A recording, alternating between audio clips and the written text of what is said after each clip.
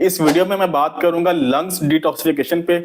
अब ये टॉक्सिफिकेशन पोल्यूशन की वजह से हो या सिगरेट्स में मौजूद केमिकल की वजह से, क्योंकि सिगरेट के धुएं में 7000 केमिकल्स होते हैं और इनमें रेडियो एक्टिव एलिमेंट्स भी होते हैं, जैसा कि अमोनिया, फॉर्मेल्डिहाइड, हाइड्रोजन साइनाइड और कैडमियम, जो कि एक हैवी मेटल है। स्मोकिंग की आमतौर पर दो किस्मों के बारे में बात की जाती है। फर्स्ट हैंड स्मोकिंग यानी सिगरेट पीने वाला, और सेकंड हैंड स्मोकिंग का शिकार वो लोग जो सिगरेट पीने वाले लोगों के करीब मौजूद होते हैं। और तीसरी है थर्ड हैंड स्मोकिंग, क्योंकि जो धुआं हवा में जाता है उसमें मौजूद केमिकल्स आपके कपड़ों पे, इर्द गिर्द मौजूद फर्नीचर पे, घर में मौजूद पर्दों पे, आपके बेड पे, सोफों पे आते हैं। धुएं में ही नहीं उड़ जाते और आप रेगुलरली एक्सपोज हो रहे होते हैं इन केमिकल से। स्मोकिंग की वजह से हम कैंसर के खतरे को तो वैसे ही नजरअंदाज नहीं कर सकते, लेकिन कैंसर के साथ साथ एक और बड़ी बीमारी है, वो है COPD, chronic obstructive pulmonary disease. इसमें लंग ब्रोंकियोल्स इन्फ्लेम्ड हो जाते हैं, एयरवेज डैमेज हो जाते हैं, सांस लेने में मुश्किल होती है, जिसकी वजह से आपको खांसी आती है। VO2 मैक्स लो हो जाता है, लंग्स की ऑक्सीजन होल्डिंग कैपेसिटी और एयर सर्कुलेटिंग कैपेसिटी कम हो जाती है। यहाँ सिर्फ स्मोकिंग ही मसला नहीं है,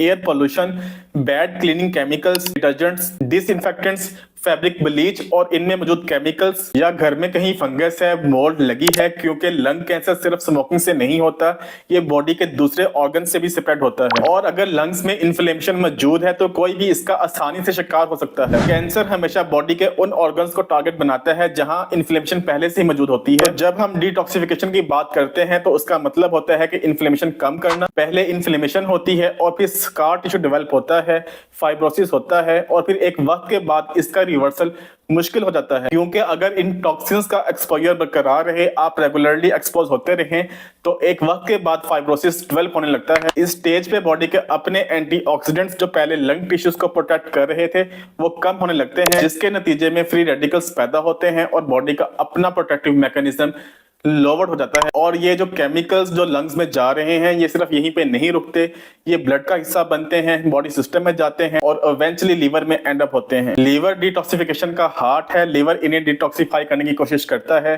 phase 1 phase 2 detoxification enzyme involve होते हैं और इवेंचुअली लीवर का वर्कलोड बढ़ जाता है, और एक वक्त आता है जब लीवर ओवरलोडेड हो जाता है, कीप अप नहीं कर पाता। खास तौर पे अगर ये एक्सपोजर काफी अरसे से चल रहा है यानी क्रॉनिक एक्सपोजर है, तो लीवर में इन्फ्लेमेशन शुरू हो जाती है। इन्फ्लेमेशन लीवर में फैट आने की वजह बनती है यानी फैटी लीवर। फिर उसके बाद ये सारे टॉक्सिन्स और केमिकल्स अब आर्टरीज में एंड अप हो सकते हैं और हार्ट प्रॉब्लम की वजह बन सकते हैं। अब रेमेडीज की बात करते हैं। बहुत से क्लिनिकल ट्रायल्स और स्टडीज में मिल्क थिसल की अहमियत पे बात की गई है। मिल्क थिसल एक बहुत पोटेंट हर्ब है जो इन्फ्लेमेशन को कम करता है, लंग टिश्यूज की स्वेलिंग यानी सोजिश को कम करता है। मिल्क थिसल बहुत से पॉइजन्स का एंटीडोट भी है। ये लंग डिटॉक्सिफिकेशन के साथ साथ लिवर सिरोसिस और हेपेटाइटिस की कॉम्प्लिकेशन को भी कम करने में मदद करता है। तो अगर आप COPD का शिकार हैं, या आप क्रोनिक स्मोकर हैं, या आप लंग्स को रिपेयर करना चाहते हैं, इवन अगर आप अपनी लीवर की कॉम्प्लिकेशंस को भी कम करना चाहते हैं, तो ये आपके लिए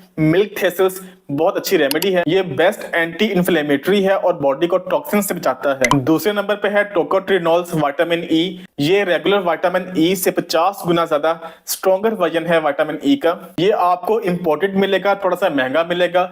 टोकोट्रिनोल्स फ्री रेडिकल डैमेज से बचने में मदद करते हैं। विटामिन ई एक पावरफुल एंटीऑक्सीडेंट है, एंटी इन्फ्लेमेटरी है, और ये फाइब्रोसिस को रोकने में बॉडी की मदद करता है। तो जिस स्टेज में इन्फ्लेमेशन से स्कार टिश्यू डेवलप हो रहा होता है, वहां ये अपना काम करेगा, ना सिर्फ लंग्स को बल्कि आर्टरीज को और इवन लीवर को स्कार टिश्यू डेवलपमेंट से बचाएगा। नंबर 3 पे है विटामिन डी। बहुत पावरफुल एंटी इन्फ्लेमेटरी है और COPD की कॉम्प्लिकेशंस को कम करने में बॉडी की मदद करता है, इवन किसी भी तरह की लंग्स इन्फ्लेमेशन और ऑटोइम्यून डिजीजेस, क्योंकि COPD और ऑटोइम्यून डिजीजेस में एक बहुत ही इंटरेस्टिंग कनेक्शन है। होता कुछ यूं है कि अगर COPD है तो पॉसिबिलिटी है कि बॉडी ने खुद से ही लंग टिश्यूज के खिलाफ एंटीबॉडीज भी बना ली हो, और ये बहुत बड़ा इशू है, क्योंकि अगर आपने एंटीबॉडीज डेवलप कर ली हैं और वो लंग टिश्यू इन्फ्लेमेशन की वजह से बन रही हैं, तो ये मसला सिर्फ टॉक्सिन एक्सपोजर तक नहीं रहेगा। अब इसमें इम्यून सिस्टम इन्वॉल्व हो जाएगा। अब वो मिस आइडेंटिफाई करेगा लंग टिश्यूज को एज अ पैथोजन, किसी वायरस या बैक्टीरिया के तौर पर, और लंग टिश्यूज पे अटैक कर देगा, जो कि डेंजरस है। तो ये है मेरी रिकमेंडेशंस। आप अपना एक्सपीरियंस कमेंट सेक्शन में जरूर लिखिएगा। अपना ख्याल रखें। आपसे मुलाकात होगी अगली वीडियो में। अल्लाह हाफिज।